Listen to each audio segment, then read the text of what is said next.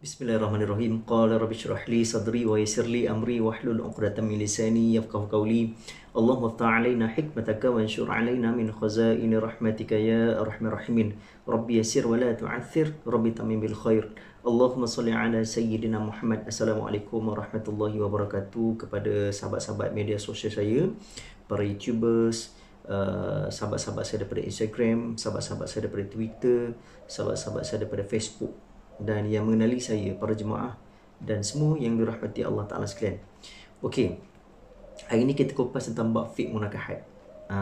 Tentang bab fiqh munakahat, saya suka membahaskan tentang bab fiqh munakahat, tentang bab fiqh solat, tentang bab fiqh ibadah. Jadi sebab benda ni adalah dalam kehidupan kita seharian.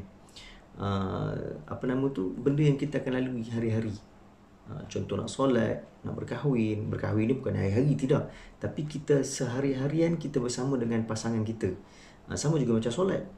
Kita hari-hari kita solat. Dan setiap waktu kita solat. Jadi ada kemusykilan dan pertanyaan. Okey, hari ni saya nak bahas sedikit tentang bab fiqh munakahat, iaitu berkaitan dengan mahar ataupun mas kahwin. Okey.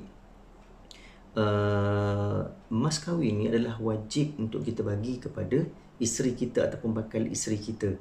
Okey, mas kahwin ni terbagi kepada dua, iaitu yang dikenali sebagai dalam kitab fiqh al-manhaji tentang bab kekeluargaan. Dalam bab fiqh Imam Syafi'i ini membahaskan tentang iaitu bab fiqh kekeluargaan dan juga isu perkahwinan. Okey, yang pertama sekali dikenali sebagai iaitu mahar musamma. Mahar musamma ni adalah iaitu mas kahwin yang sudah ditetapkan ketika masa akad nikah tadi. Itu dikenali sebagai iaitu mahar musamma. Jadi walaupun bagaimana keadaan sekalipun, maka kita perlu juga bagi wajib si suami tadi bagi mahar mas kahwin kepada isteri tadi. Tak kisahlah mahar mas kahwin tu apa dia, tapi telah ditetapkan dalam negeri Pahang ni iaitu mas kahwinnya adalah sebanyak RM22.5 tunai.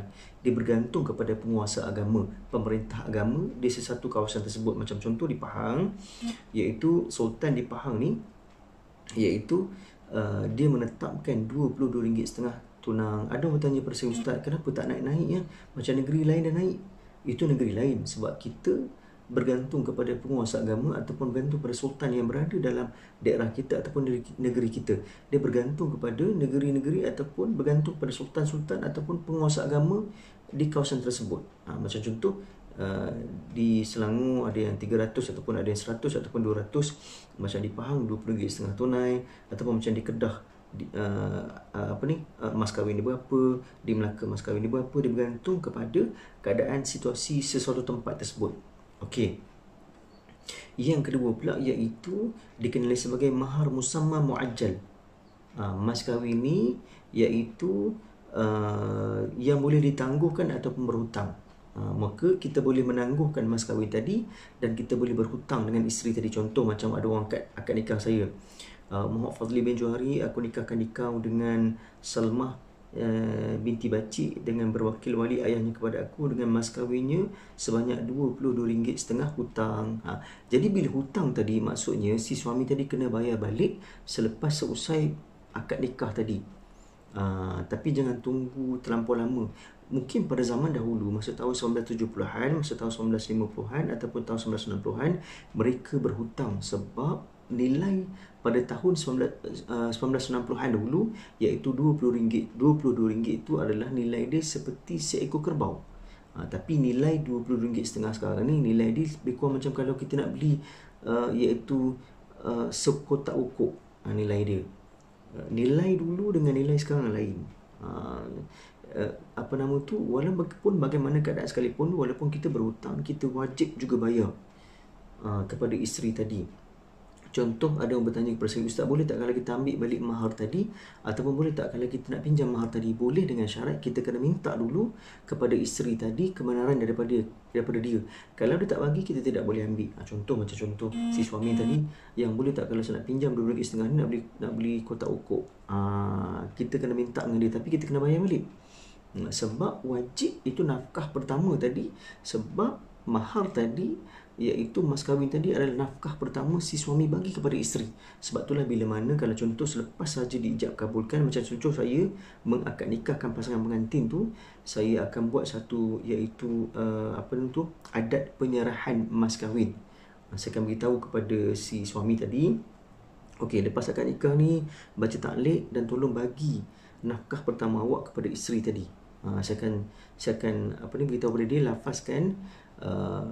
Saya akan ajar pengantin lelaki ni untuk bagi satu ayat, iaitu wahai isteriku, inilah nafkah pertama yang aku bagi kepada kamu, maka kamu terimalah.